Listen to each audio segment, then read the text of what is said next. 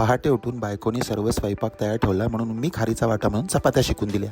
मग आम्ही एकत्र चहा प्यायलो आणि मॉर्निंग वॉकला गेलो. नमस्कार, मी दर्शन सावंत. आज तुम्हाला आमच्या दिवसाचा प्रवास थोडक्यात दाखवणार आहे. मॉर्निंग वॉक नंतर हा फनी व्यायाम करून आम्ही घरी आलो.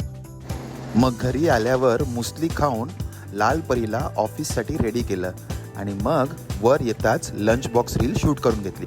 मग मम्मीला बाय करून टर्मिनेटर बनवून ओवीला शाळेत सोडून ट्रॅफिकमधून वाट काढत ऑफिसच्या रस्त्याला लागलो.